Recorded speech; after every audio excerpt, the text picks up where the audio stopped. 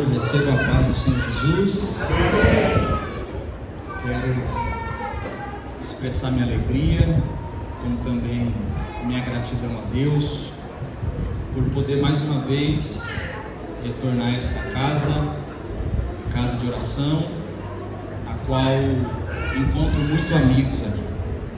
Quero agradecer a Deus por me ceder essa oportunidade, mais uma vez, de assumir o altar desta igreja, para que assim eu pudesse fazer o uso desta palavra viva e que tem transformado diariamente a minha vida e toda a minha casa. Agradecendo a Deus, externo aqui meu agradecimento ao companheiro que já nos antecedeu aqui, nosso amigo, nossa referência, não só como pastor, mas como também estilista. Que Deus possa continuar abençoando a vida do pastor Jadinho, sua esposa, toda a sua família. Obrigado por nos dar o acesso e permitir que pudéssemos usar este altar tão precioso para todo pastor, para que assim hoje pudéssemos ser o canal de bênção para esta igreja. Agradecendo o pastor Jadinho, agradeço também os líderes aqui do Departamento das Missões, como também o Iago, o Evandro. Obrigado pelo convite, obrigado pela confiabilidade. Que o céu possa continuar recompensando a vida de vocês. Deus abençoe a todos. Feliz também em rever meu amigo, pastor David, a sua esposa, a sua família e a todos que aqui estão. Louvar a Deus também pela vida da minha esposa. E hoje eu trouxe a minha sogra.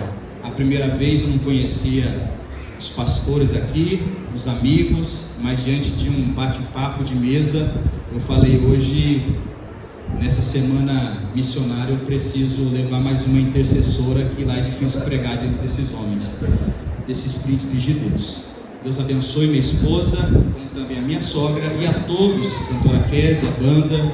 Deus abençoe a todos de uma forma em geral, a todos os pastores, todo o meu respeito. Abra sua Bíblia, você que trouxe, na temática a qual o Espírito Santo assentou no coração da liderança e do pastor desta igreja. Evangelho de Jesus Cristo, segundo escreveu Marcos, capítulo de número 1, versículo de número 14 e versículo de número 15. Enquanto você procura o texto bíblico, trazemos também a saudação e abraço do nosso pastor, presidente da cidade de Mojimirim, pastor Ângelo Galvão. Mandar um abraço ao pastor Jadinho e a toda a igreja. Seus irmãos recebem eles, amém? Amém. Quantos encontrou Marcos capítulo 1, versículo 14 e 15, diga amém. Amém. Diz assim o texto bíblico: e depois que João foi levado à prisão, Jesus partiu para a Galileia, pregando a todos as boas novas de Deus. Cumpriu-se o tempo e está chegando o reino de Deus. Arrependei-vos e crede no Evangelho. Eu vinha buscando uma palavra e também uma temática para esta mensagem que Deus me deu esta semana. Eu quero pregar hoje, dentro do tempo que eu tenho, sobre o tema: o processo de uma chamada missionária. Você pode repetir comigo no 3? 1, 2, 3. O processo de uma chamada missionária. Pode se assentar.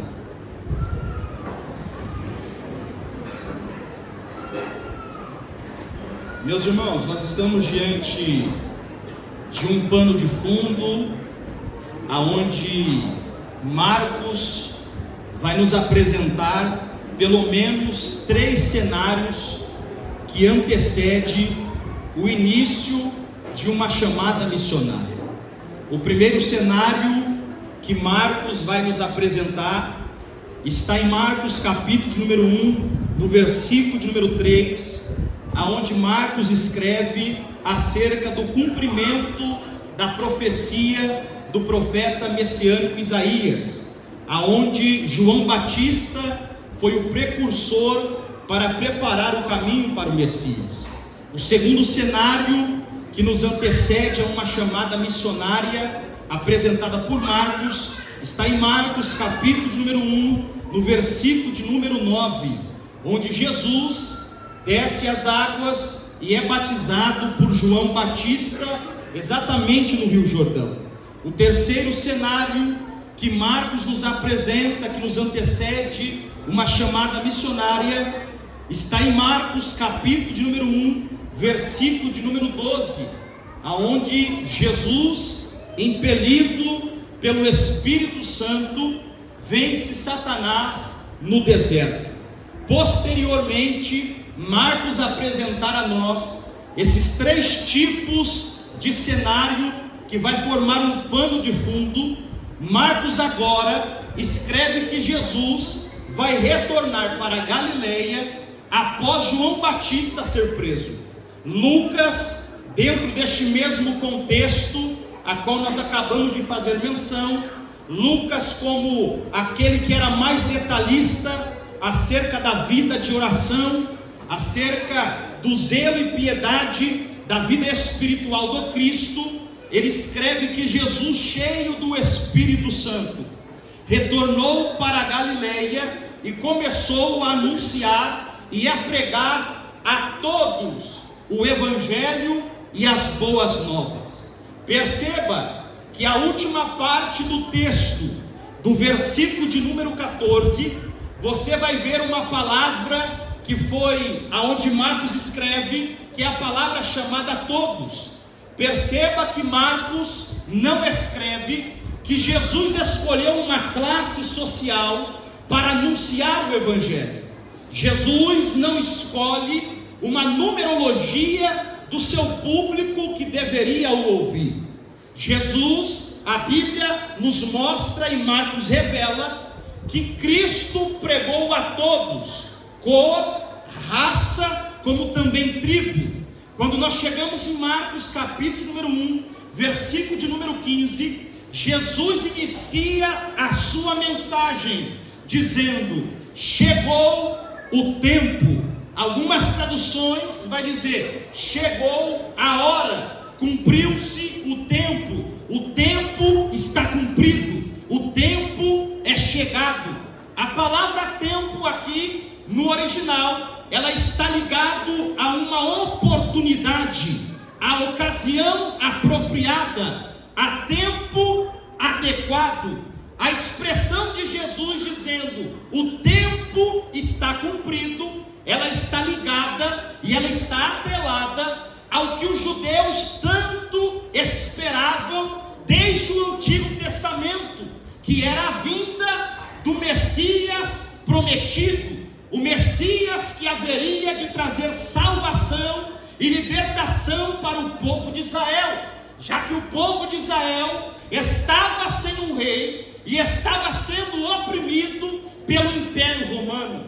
Porém, nós precisamos entender que por meio e por mais que o povo de Israel estava vivenciando este tempo de opressão, aonde estavam sendo oprimidos pelo Império Romano, havia uma promessa, havia uma palavra que o próprio Deus havia liberado sobre o seu povo. Que palavra é essa? Palavra onde Deus havia prometido um rei da linhagem de Davi, que traria paz e salvação ao seu povo. E esse alguém que Deus estava se referindo, a qual mesmo iria enviar, era o próprio Cristo, o Messias. Quando nós chegamos em Marcos capítulo de número 15, partilhar deste texto, nós vamos perceber que agora Marcos está falando acerca do próprio Cristo, que esse tempo que eles estão tanto esperando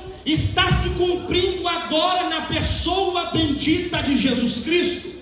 Quem é que não se lembra de Gênesis capítulo de número 12, no versículo de número 3, quando Deus prometeu um descendente a Abraão, que por meio do mesmo deste descendente, todas as famílias seriam abençoadas.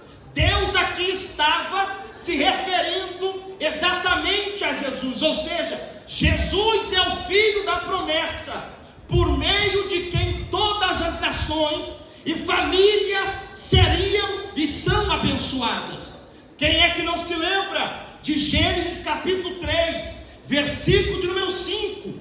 Deus ali estava se referindo ao próprio Cristo, que era o prometido, que pisaria na cabeça da serpente e a esmagaria. Quando nós olhamos e percebemos sobre este tempo que Marcos está se referindo na parte A do versículo de número 15, nós vamos perceber que aqui está o que o profeta messiânico Isaías profetizou. Em Isaías capítulo 9, no versículo de número 7, aonde ele disse: ele será descendente do rei Davi, o seu poder como rei se multiplicará sobremaneira, e haverá plena paz em todo o seu reino. As bases do seu governo serão a verdade e a justiça, desde agora para todo sempre. O Senhor dos exércitos fará com que tudo isso se realize.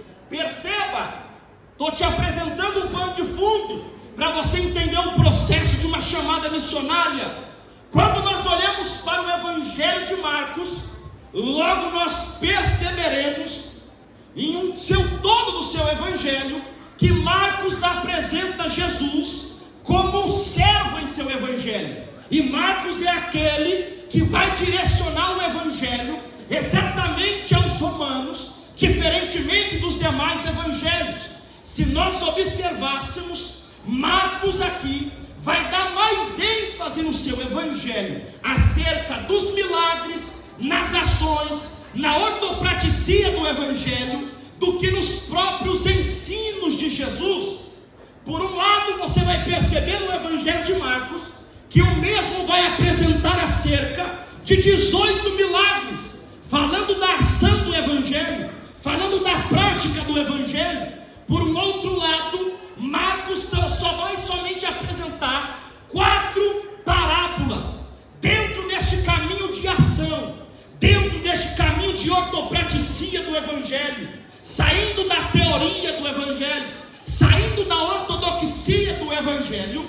Logo nós vamos perceber que Marcos vai utilizar também dentro do seu Evangelho muitas palavras semelhantes que ligavam os acontecimentos e as ações do próprio Jesus. Como por exemplo, você vai encontrar a palavra imediatamente, sem demora, então, assim, em seguida e rapidamente.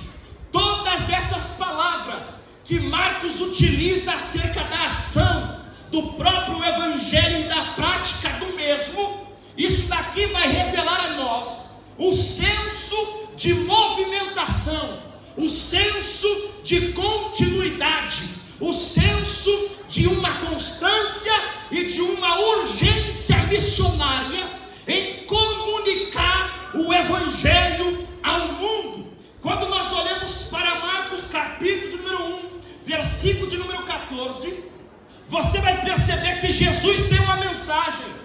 Você vai perceber que antes de Jesus se levantar para pregar, antes de Jesus ser um formador de missionário, Marcos vai nos apresentar que o próprio Cristo se sujeitou ao princípio do tempo da preparação. Vou repetir: antes de Jesus se levantar para fazer missões, antes de Jesus se levantar para pregar, Jesus se sujeita ao tempo da preparação. Renan, que preparação que Jesus se sujeitou? Primeiro, você vai perceber que não foi Jesus quem se ofereceu.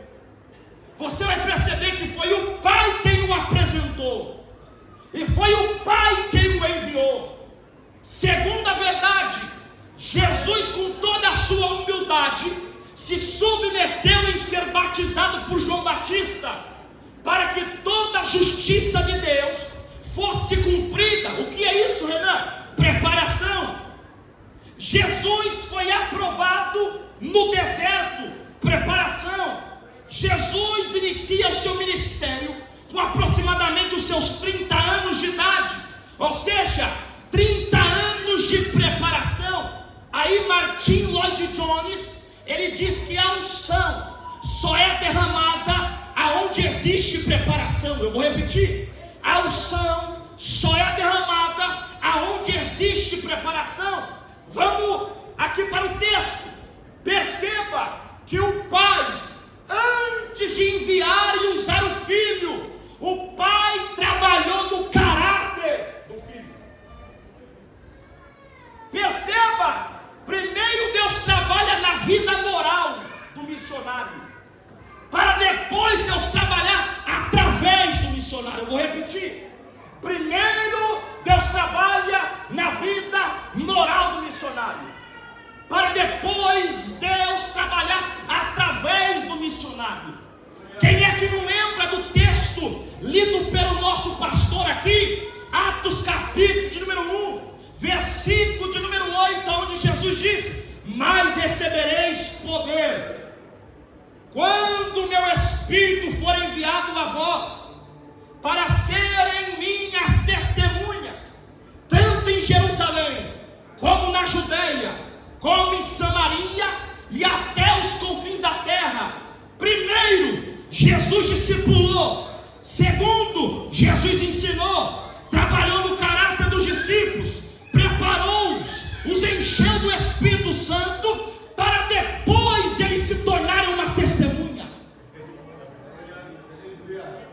Perceba a primeira lição para nós aqui: antes de anunciar o Evangelho, antes de eu ser um missionário em Jerusalém, na Judeia, Samaria, ou até mesmo nos confins da terra, o missionário precisa ser cheio do Espírito Santo, como também ser uma testemunha.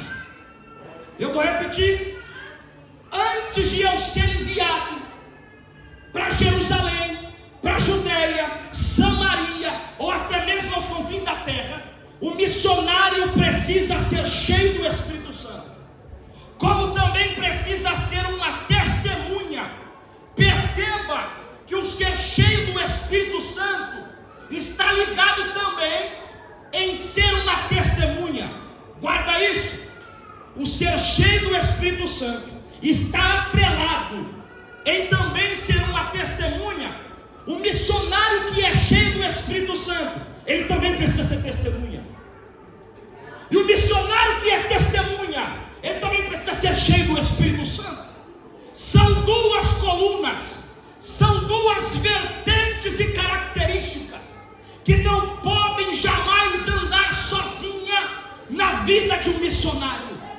Um dia perguntaram para W. Tozer o que é mais importante, a oração ou o conhecimento da palavra?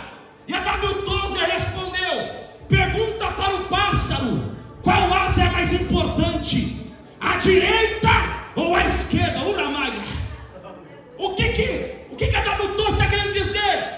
Não se pode voar, não se pode alçar voo somente com uma asa. A W. Tozer estava dizendo para quem perguntou: a oração precisa andar juntamente com a palavra. Por isso que Paulo disse: crescei na graça e no conhecimento, como também na graça. Seja cheio do Espírito Santo, mas também seja uma testemunha. Então, primeiro Deus trabalha na vida moral do missionário, para depois Deus trabalhar através do missionário. Quem é que não lembra de Jacó em Gênesis capítulo 32? Quando ele está a caminho de se reconciliar com o seu irmão Esaú, ele vai passar suas mulheres, seus filhos, e ele vai permanecer sozinho. O texto diz: ficando para trás. Aonde ele para no vale de Jaboque, e ali ele tem uma luta com Deus.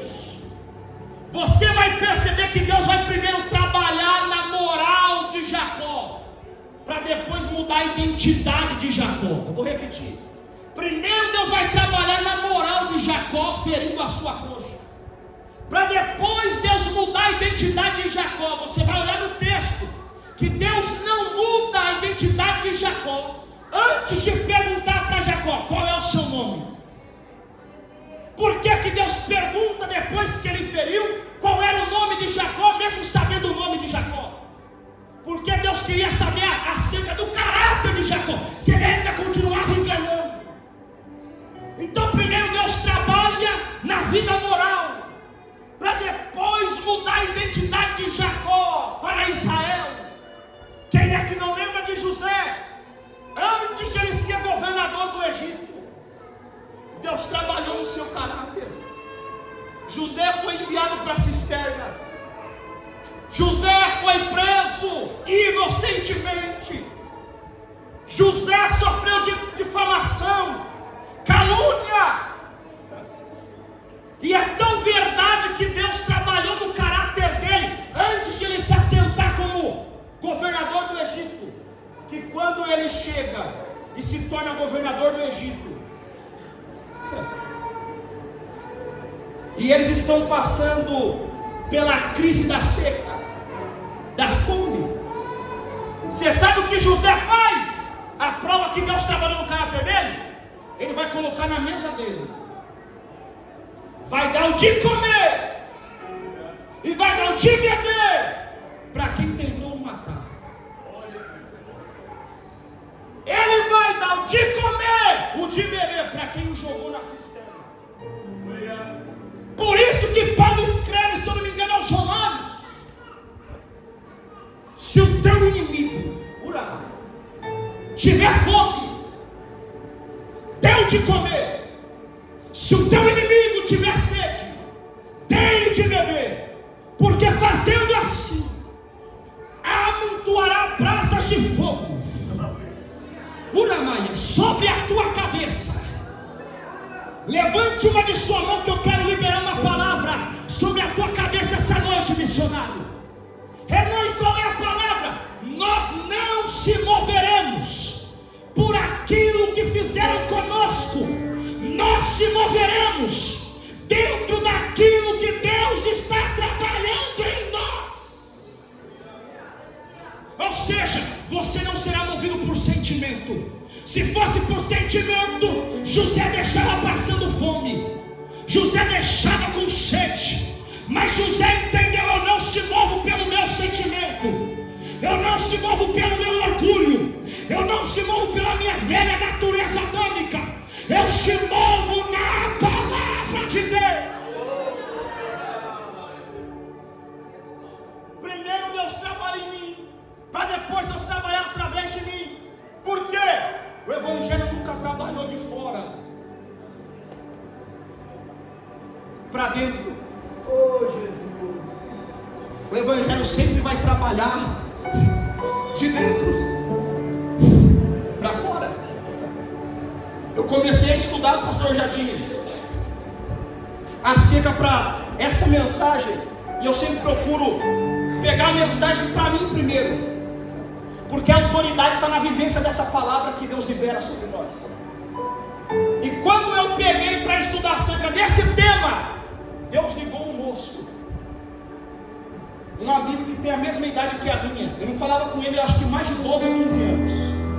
Deus ligou ele a mim, dentro de um comentário que eu resolvi lá comentar no Instagram. Ele falou: marca um churrasco, reúne os meninos que jogavam tudo junto na época lá no Guaçuano. Eu fiz o grupo, fizemos tudo. Chegou um desses dias e falou assim, ele é leigo, né?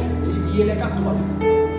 Ele disse assim: cara, eu queria que você fizesse uma célula lá em casa. Aí eu expliquei para ele e tal, como que funcionava. E ele começou a se abrir comigo. Eu estou tendo algumas crises de ansiedade. Eu tomei um prejuízo dentro de um empréstimo de 1 milhão. Esse jovem, ele recebe a cerca de 50 mil líquido com a esposa mensal, e não estava sobrando nada, e ele começou a pedir socorro. Dentro desse acesso que Deus me deu, ele começou a jogar tudo para fora. Falou: eu estou na pornografia, está atrapalhando o meu casamento. Ele conseguiu olhar para mim e não ver eu, mas ver Cristo, porque de mim eu não tenho nada. e falou assim: você não quer ser meu coach? Eu comecei a dar risada na hora que eu ouvi o áudio. Eu quero que você seja o meu coach. Eu quero que você me ajude a sair do fundo do poço. Se precisar, eu pago tanto que você precisar para você me ajudar, ser meu coach. Eu expliquei para ele: primeiro, cara, meu amigo, não é coach que se fala dentro do posicionamento em qual eu vivo. Eu vou te ajudar através do evangelho e da palavra, e através daquilo que Cristo for nos orientando. Eu vou te ajudar. Segundo, a Bíblia não me dá abertura para cobrar de você, de eu te dar uma formação bíblica e de cuidar de você e de te ajudar. Ele falou: eu já sabia que a sua resposta seria essa, que você não queria dinheiro, que você não queria que eu te abençoasse. Só para você entender onde eu vou chegar. O primeiro encontro que a gente tivemos agora, por que eu não quero dinheiro? Porque no dia que eu precisar repreendê-lo, exortá-lo, eu vou estar na mão dele por causa do dinheiro. E eu não estou por causa do dinheiro, eu estou para trabalhar no coração dele, discipular o coração dele. E conforme o tempo, o Espírito Santo vai fazer, o Espírito Santo vai trabalhar. Qual foi o primeiro encontro? Não falei nada de pornografia, não falei nada acerca de vida financeira. O que eu falei? Primeiro, abrir o leque, falando acerca da humanidade, de ter coragem de um mundo onde todo mundo se apresenta na rede social com um sorriso no rosto, ter coragem de procurar ajuda. Ele procura ajuda. E depois eu começo a entrar falando acerca da profundidade do que é um casamento, do que o homem, qual é a posição do homem, do sacerdote dentro do lar. Eu comecei a debulhar. 1h20 passou rápido. Ele encheu os olhos de lado. Por que você está falando isso, Renan? Para você entender que primeiro Deus precisou trabalhar em mim para depois trabalhar através. Eu passei para síndrome do pânico, tantas coisas, a profundidade. Hoje eu tenho uma bagagem emocional sem ter curso. E eu ajudo muita pessoa emocionalmente falando. Agora perceba, o evangelho trabalha de dentro para fora. Por que eu não falei ainda da pornografia para ele? Por que ainda não falei da condição financeira para ele? Porque não começa fora, começa aqui dentro. Eu falei para ele, eu não falei nada para você do assunto que você me falou, porque o teu problema não está fora, o teu problema está aqui dentro. E quem é que vai te transformar? É a palavra que vai ser liberada. Perceba, mais adiante, Marcos capítulo 1, versículo 14 e 15. Olha a mensagem, olha o sermão que Jesus está pregando. Ele apresenta a nós um tripé importantíssimo na fé cristã. Primeiro, boas novas. Segundo, arrependimento. Terceiro, crer no evangelho. Jesus não tem só um título de missionário. Jesus não tem só um título de Messias. Jesus também carrega uma mensagem. Jesus não tinha só um nome, ele carregava o genuíno evangelho. Jesus não tinha somente uma fama, como Lucas escreve, cheio do Espírito Santo, e a sua fama se espalhava. Jesus era cheio do Espírito Santo. Nós vivemos em um tempo de missionários, e quando eu falo missionários, para você entender, eu estou falando de nós aqui. Não pense você missionário quem está fora do país, quem está em outro estado. Já eu vou chegar para você entender que você é um missionário. Na aplicação não só em dinheiro, em doar, em orar, mas um missionário também de anunciar o evangelho como os outros que estão para fora em outros campos. Agora perceba, nós vivemos em um tempo de missionários que estão sem água em suas nuvens, estão vazios, lenhas que estão sem fogo, pessoas que estão desprovidas, pessoas que estão despreparadas, pessoas que estão vazias. Você senta na mesa com alguém hoje e ele não consegue compartilhar do Cristo, ele não consegue compartilhar do reino, ele não consegue falar de nenhuma experiência, porque é nuvem sem água, é lenha sem fogo. Mas eu quero crer que nessa noite Deus vai nos conduzir a novas experiências. Porque, pastor Jadinho, tem muita gente, muito missionário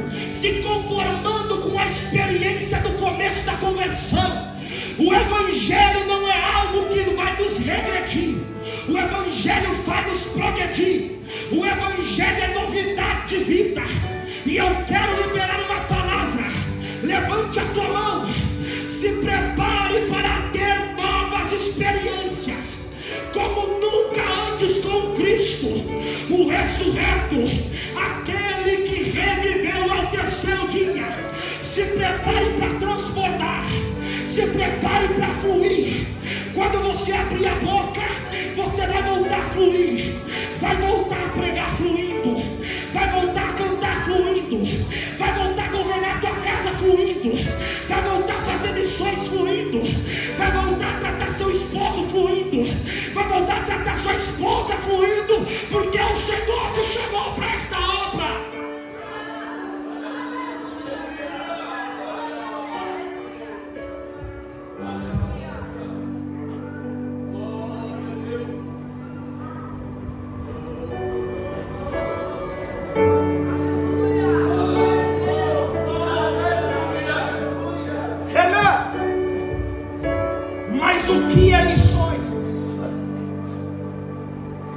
Comigo que eu vou te apresentar agora que você é um missionário. A palavra missões vem do latim mito. Mito significa enviar. Missões no original traz a nós o significado ser enviado para cumprir um propósito. Eu quero que você guarde isso. Atividade de Deus que vem ao encontro da humanidade. Igreja enviada ao mundo, cumprir uma missão em particular. Foi criado um rótulo, foi criada uma cultura na igreja brasileira desses últimos dias, que missões, que missionário é só quem está fora do país, que missões e missionário é só para quem está disposto a passar fome, que missões e missionário é só para quem está disposto a passar escassez, que missões e missionário só é quem abençoa ou só ora. Foi criado um rótulo para você entender de uma forma resumida: missões é cumprir um propósito para qual Deus me enviou e me chamou. Você pode repetir comigo, para que você guarde. Missões é cumprir um propósito para qual Deus me enviou e me chamou. Quando a gente entende isso, Gabriel,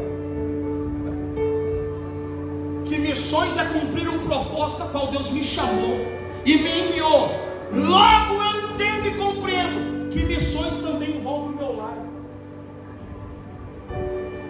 que missões também envolve o lugar aonde eu estou, aonde Deus me conecta, aonde Deus me planta diariamente, as mesas que Deus me envolve, o ambiente aonde eu trabalho, a rua da casa onde eu moro, a cidade que eu moro. Agora você vai perceber que o texto diz que Jesus começa a pregar e ganhar vidas na Galileia. Repita comigo: Galileia.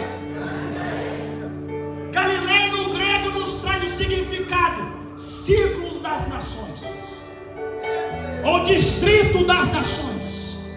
Galileia, em seu contexto histórico, ela era conhecida por um ponto de encontro de culturas e um centro comercial aonde atraía pessoas de diversas origens, de diversas culturas. É na Galileia, é no distrito das nações que Jesus inicia os seus ensinos. Galileia é a origem dos ensinos de Jesus. Sabe qual é o problema, pastor Jardim? Tem muita gente querendo começar a fazer missões em Jerusalém, na Judeia, Samaria, confins da terra, deixando a Galileia comprometida e desprotegida. Não entendi, né? Começa na Galileia, começa na sua casa, tratando melhor sua esposa. Começa na sua casa, ensinando o seu filho a conhecer a Deus. Começa na sua casa, educando e ensinando o seu filho a orar. Começa na sua casa, respeitando o seu esposo e a sua esposa. Começa na igreja, passando pano no banco. Começa na Galileia. Começa no distrito das nações. Começa no seu emprego, servindo companheiro de trabalho. Por quê? Deus te colocou na Galileia para ganhar vida. Você pode dizer isso para alguém? Deus te colocou na Galileia para ganhar vida, para ganhar almas. Eu tenho uma palavra: se prepare, porque Galileia ficará pequeno, porque hoje Deus está levantando no Esmeraldina missionários cheios do Espírito Santo, sendo testemunha para ganhar vida.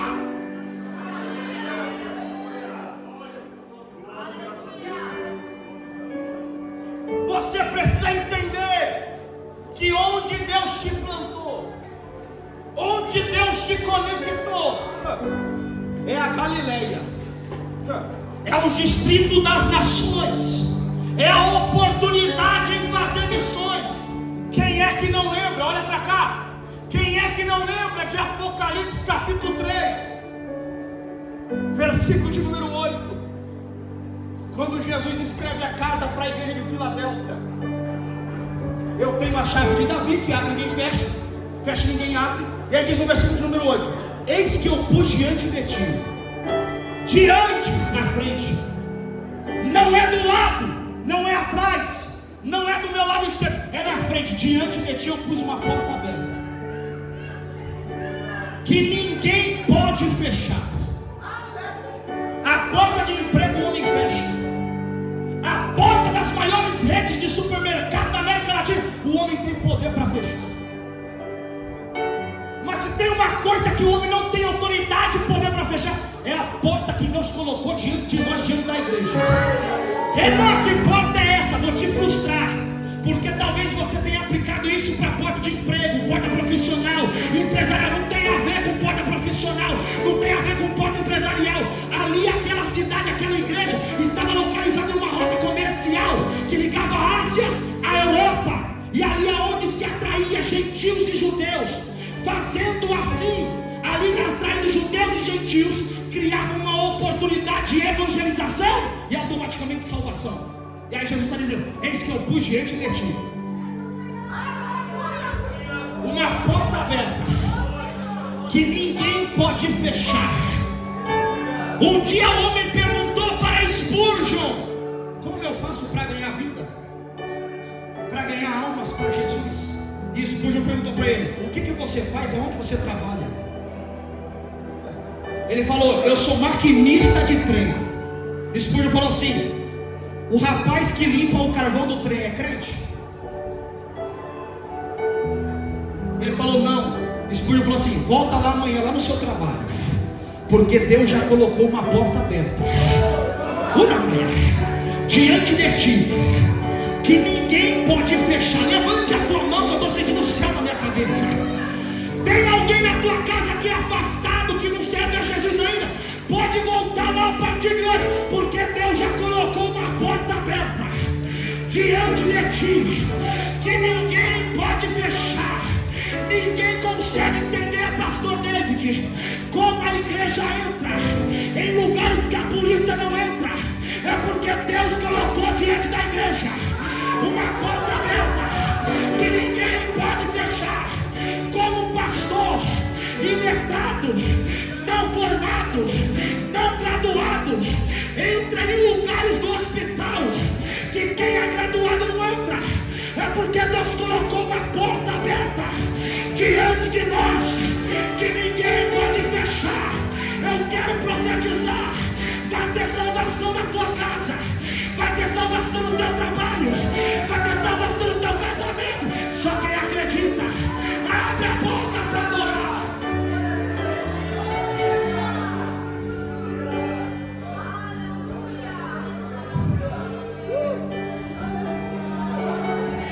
Eu estou sentindo o céu aqui. Levante a tua mão que eu quero profetizar. Hoje é noite de conexão. Está preparado para acessar lugares, está preparado para acessar pessoas, está preparado para acessar mesas, que Deus vai te colocar para usar. Já que você entrou pela porta da salvação, isso não pode paralisar em você, Filadélfia. Vai ter que atingir quem te cerca.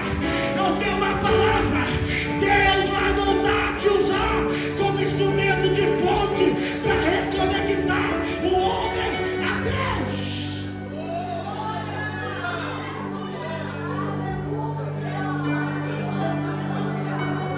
Olha o que Marcos diz. Escreve Jesus dizendo: vou te provar agora que você é missionário. Para com esse negócio de achar que quem é missionário é quem está em outro país, quem está fazendo lá fora, longe. Você também é um missionário. Marcos capítulo 16, versículo 15. Jesus disse: ide, pregai o evangelho a toda criatura. Olha para cá. O ide não é um dom. Vou repetir. O ide não é um dom. O ide é obrigação. Você pode dizer isso para alguém: o ide não é um dom, é obrigação. Olha para cá. Quando nós fomos criados por Deus, em Gênesis capítulo 1, versículo 26, a gente já tinha o DNA de missionário. Eu vou repetir. Gênesis capítulo número 1, versículo número 26. Quando Deus nos cria, Deus já nos cria com o DNA missionário. Por quê? Ele diz assim: façamos o homem a nossa o quê? Semelhança. Olha para cá. Aqui eu te provo que você já é um missionário quando você foi criado por Deus. Por quê? Semelhança. Quando Deus estava liberando, façamos o homem a nossa semelhança, sabe o que Deus estava dizendo? Você será uma extensão minha na terra. Vou repetir. Você será uma extensão minha na terra. Você será semelhante a mim na terra. Não entendi. Se você é semelhante, você já está representando quem é o Pai. Jesus não veio para promover o seu nome, fazer fama. Ele veio para revelar quem é o Pai. Por isso que Jesus disse para Felipe, quando ele pediu para mostrar o Pai, Jesus olhou e disse: quem vê a mim? A pergunta é: quem está olhando para você está vendo o quê? Sabe por quê? Porque quando Jesus vai para a cruz e ele disse: por que me desamparaste? Sabe por quê? Porque o pai virou as costas para o filho. Por que o pai virou as costas para o filho? Porque Jesus se colocou no nosso lugar. Fala comigo: pecado. Porque quem era para ir para a cruz era nós. Mas Jesus se faz pecado sendo perfeito para nos dar vida e nos dar salvação. Olha para cá. Só que quando ele está na cruz, o pai vira as costas para ele e ele diz: por que me desamparaste? Porque quando o pai estava olhando para Jesus na cruz, o que faz a separação do homem e Deus é o pecado. Então quando o pai estava olhando para o filho, ele não via Jesus, ele via o Renan. Pecado. Ele não via Jesus, ele via o pastor Jadinho. Pecado. Ele não via Jesus, ele viu o Iago. Pecado. Por quê? Só que quando Jesus ressuscita ao terceiro dia e morre por nós, o Pai hoje não olha para nós e vê pecado. O Pai olha para você e vê Jesus. Eu vou repetir: o Pai não olha para você e vê mais pecado. Por quê? Foi justificado. Por isso que Pedro gritou: não vivo mais eu, mas Cristo vive em mim. E a vida que eu vivia na carne, hoje eu vivo na fé pelo Filho de Deus. Você é missionário. Você é uma missionária. Levanta a mão que eu vou liberar o que Deus falou comigo hoje à tarde no quarto da oração. Se prepare para acessar espaços, campos geográficos aonde você nunca acessou. Você vai entrar para tomar posse e ganhar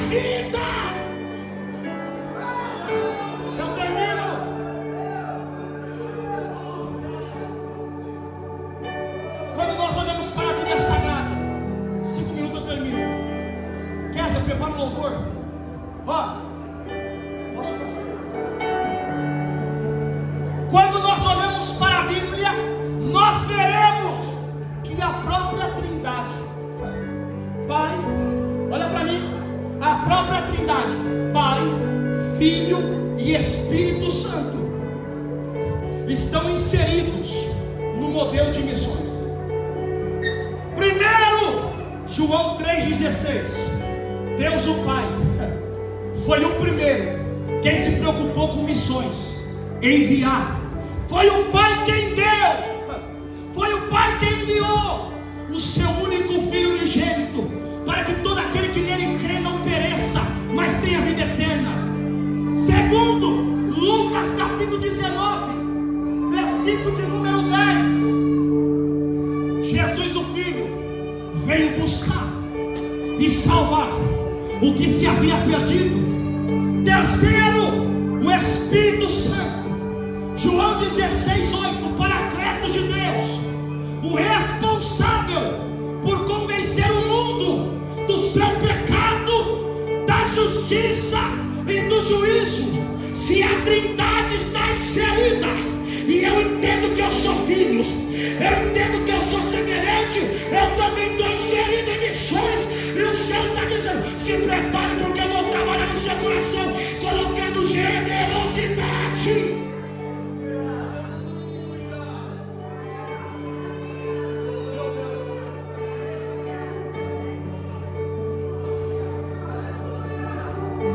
Todos aqueles que são alcançados pela salvação, pela graça, também são convocados para um treinamento discipulado, a fim de alcançar outros, transbordar em outros, compartilhar com outros aquilo que ele mesmo recebeu do Pai.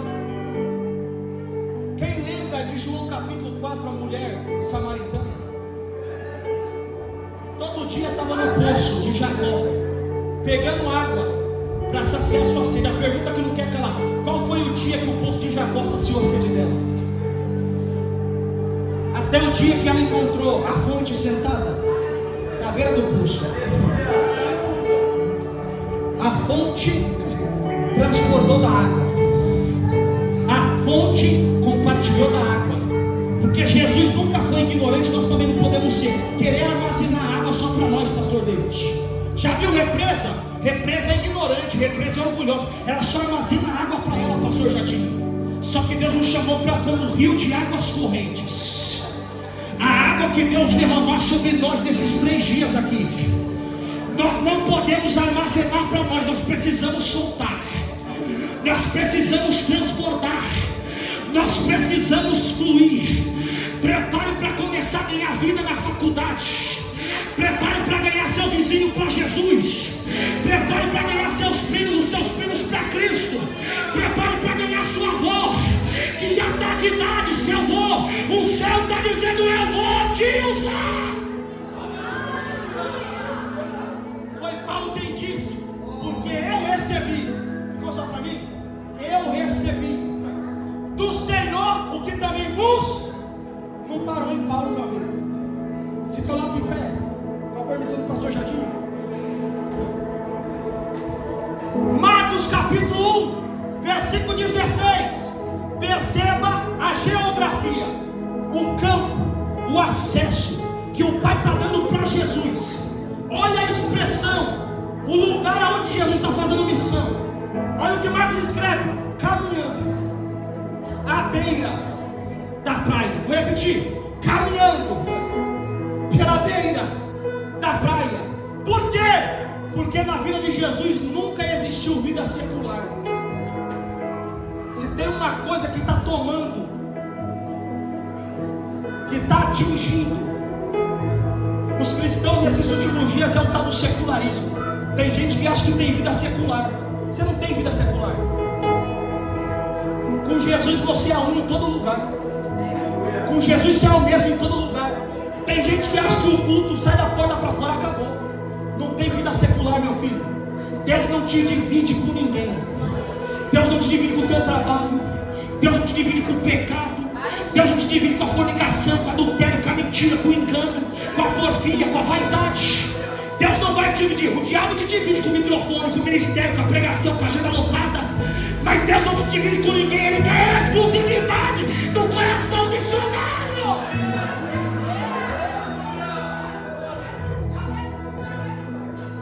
Jesus está na beira da praia, que nem a nossa irmã aqui, ó. Estava lá no Nordeste. E de repente a pessoa perguntava: você é cristão? De repente eu estava falando de Jesus. A minha última viagem com a minha esposa para Porto de Galinha, a gente achou também que estava indo descansar, viajar. Logo no aeroporto em Campinas, um casal encanou com nós.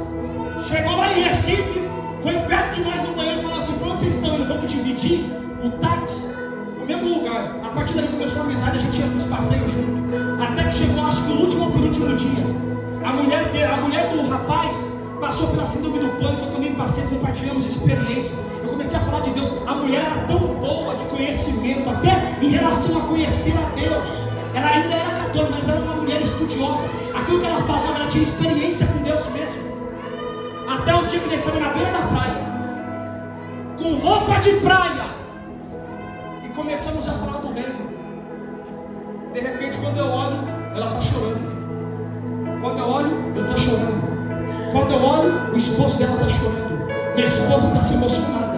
Por quê?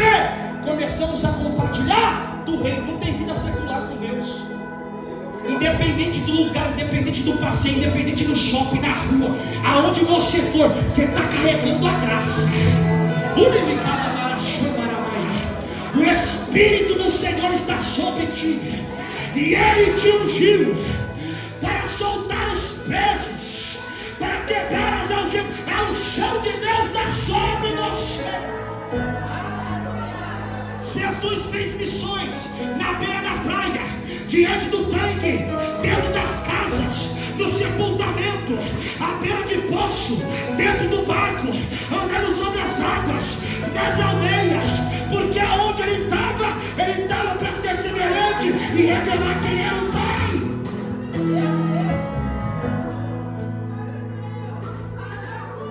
Não dá tempo para terminar. Porque a Bíblia diz que na beira da praia Jesus vai chamar os cooperadores para a missão. A Bíblia diz que Jesus vê Simão e André à beira da praia e o chama para seguir. Anda um pouco mais adiante, vê Tiago, irmão de João, e o chama para seguir. A Bíblia diz que eles deixaram tudo e seguiram Jesus. Olha para cá, e eu aplico as últimas lições acerca de missões do preparo. Quem deseja fazer missões precisa deixar para trás o que não cabe mais no caminho da cruz. Vou repetir: quem se põe se habilita a ser filho, a ser um missionário, a representar Deus, porque tem gente que está querendo substituir Deus. Deus não chamou para substituir, Deus chamou para representar. Então, quando eu me coloco nessa disponibilidade, eu preciso entender que as coisas velhas precisam ficar para trás, porque é isso que agora em Cristo tudo se fez novo. Eles só seguem Jesus porque reconheceram Ele como Messias e o Salvador em Lucas 5. Quando a pesca acontece lá, a pesca maravilhosa, a pesca do encontro de Pedro, Jesus e os demais discípulos. Quando Jesus libera uma palavra, ele diz: sobre a tua palavra lançarei a rede enche. Porque quando o missionário está debaixo de uma palavra e não debaixo da sua habilidade, não é ele que pesca o peixe, é o peixe que entra na rede. Vou repetir: quando você está debaixo da palavra, não é sobre a palavra, não é você que vai pescar os peixes, é o peixe que vai entrar na rede. Você só precisa ir para o mar fundo. Porque Deus não dá peixe para ninguém. Quem está na beirada da praia, quem está ligado com as coisas da terra, só pode estar habilitado em missões quem tem Jesus como seu maior modelo e referência. E eu quero orar por você agora, porque eu preguei para alguém que talvez a chama missionária se apagou. Deus não trabalha com máscara, já vou avisar. Deus trabalha com a nossa sinceridade. Tem dia que eu estou apagado, meu filho. Você está achando que eu sou super-homem? que eu estou seco. Quem é que nunca passou por isso e passa? Mas o céu está convidando os gravetos, os gravetos que querem incendiar a nação, os gravetos que querem incendiar a sua casa, os gravetos que querem incendiar a faculdade, os gravetos que querem incendiar Campinas. Já dizia John Stott, numa oração a Deus: me dê um homem, não é sempre, me dê um homem que tema o pecado, e eu abalarei ao mundo.